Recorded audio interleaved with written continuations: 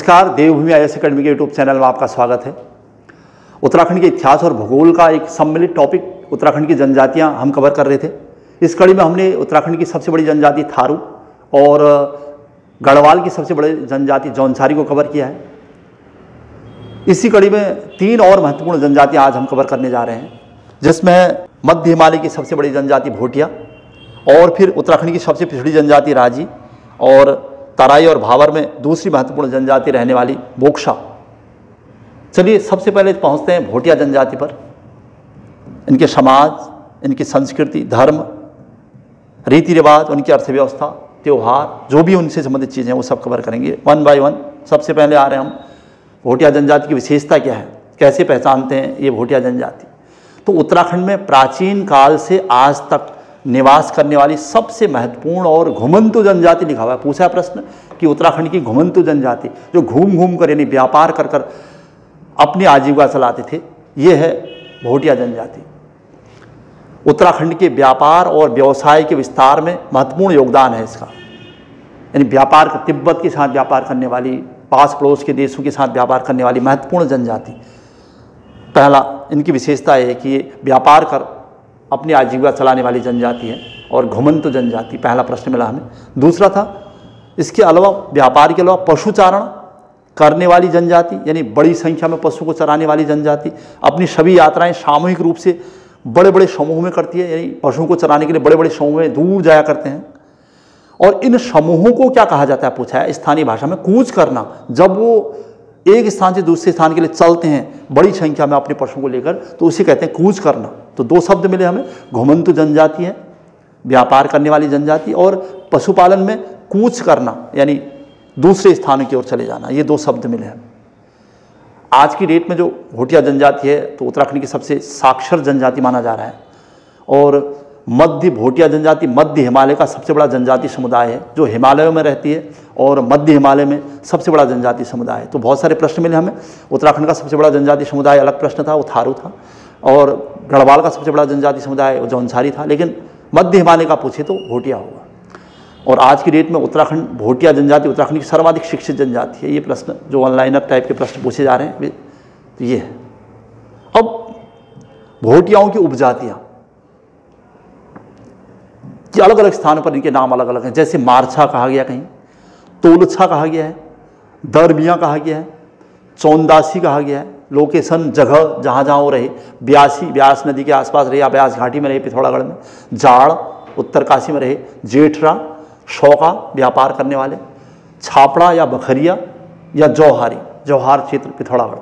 तो ये स्थान के नाम से उनके नाम रखे गए हैं। तो ये भोटियाओं की उपजातियाँ, यानी बहुत सारी उपजातियाँ देखने को मिली हैं। इसमें भी जाड़ भोटिया, जो सबसे पहले भोटिया उत्तराखंड में प्रवेश कर गए या कहीं से आए, तो वो सब जाड़ भोटिया हैं। तो कह रहा है कि जाड़ भोटियाओं की एक उपजाति है, ये इनकी उपजातियाँ बहुत सारी। ये भागीरथी घाटी में रहते हैं जाड़ भोटिया, यानी उत्तरकाशी में रहते हैं। और ये जो जाड़ भोटिया हैं उत्तरकाशी में रहने वाले, ये इनका जनजाति समाज ना 3 वर्गों में बटा हुआ है। ये पूछा है कि जाड़ भोटियाओं का जनजाति समाज कितने वर्ग में बटा है, तो 3 वर्ग में बटा है। ये भी अपने आप में एक महत्वपूर्ण प्रश्न। और जो ये जाड़ भोटियाँ उत्तरकाशी में रहने वाले, ये मूलतः बौद्ध धर्म के हैं और इनकी बोलचाल की भाषा भी अलग है। वो इसे रोम्बा कहते हैं। रोम्बा क्या है पूछा है, तो जाड़ भोटियाओं की बोलचाल की भाषा है। अच्छा, चूंकि हमने कहा कि सबसे पहले उत्तरकाशी में आए हैं, तो आए कहाँ, कौन सी जगह थी?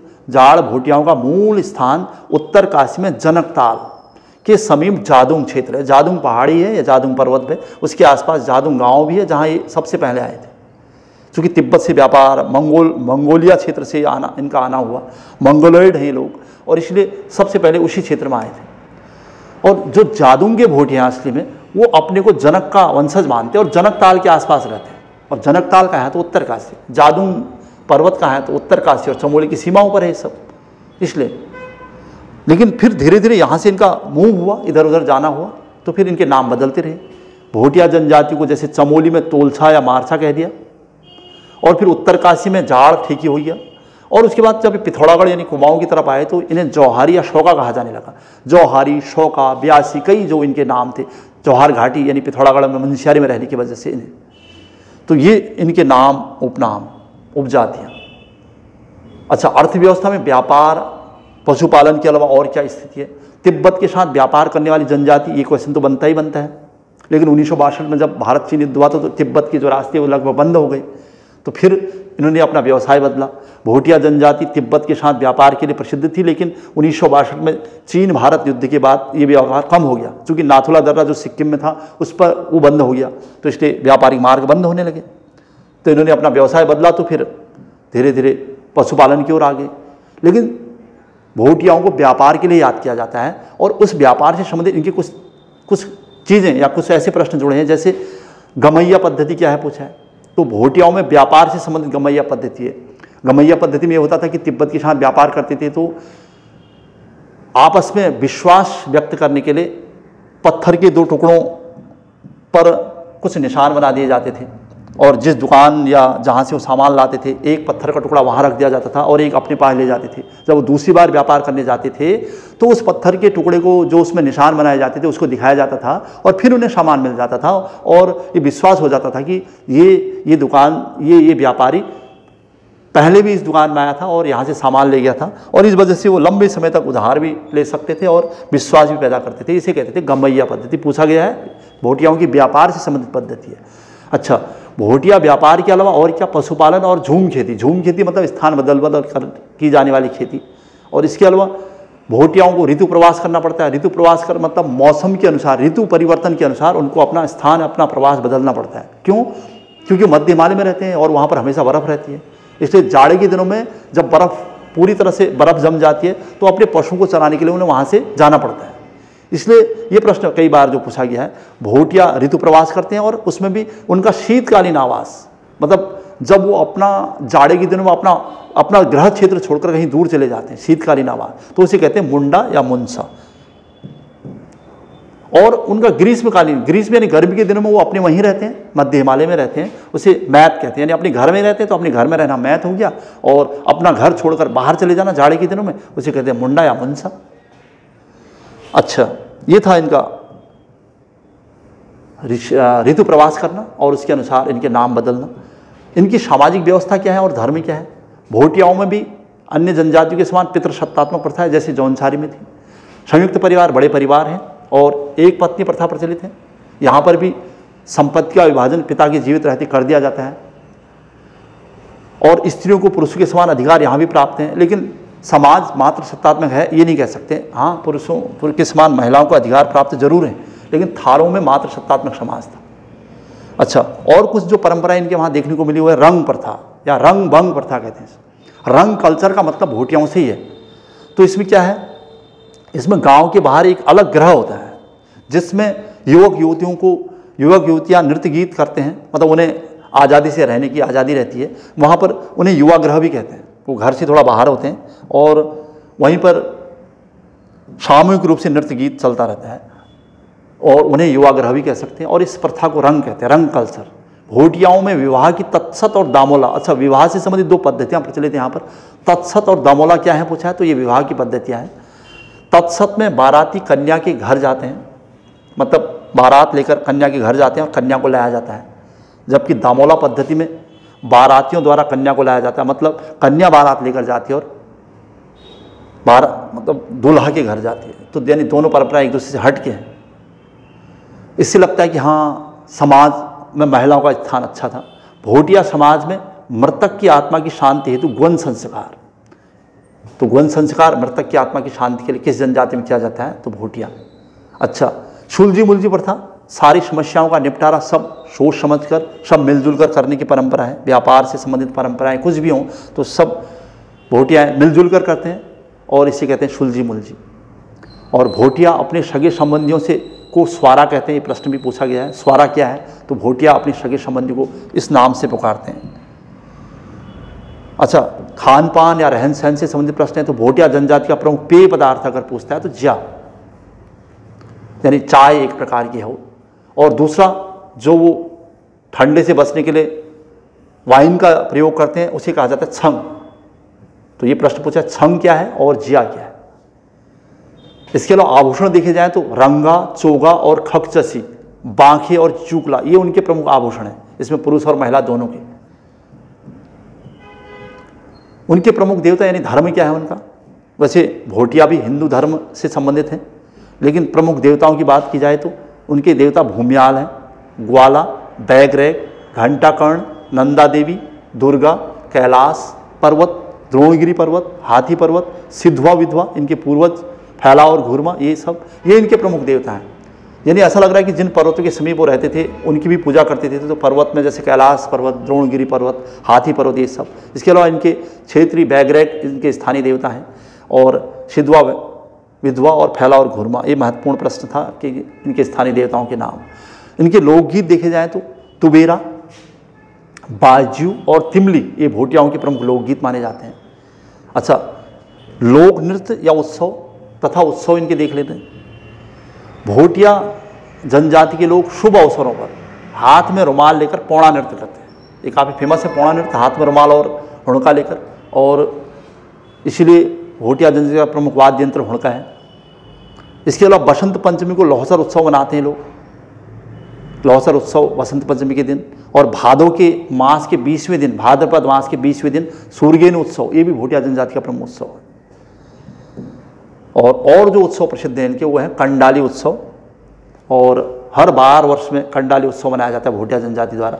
इसमें पर्यावरण से संबंधित उत्सव है, कंडाली घास को काटा जाता है।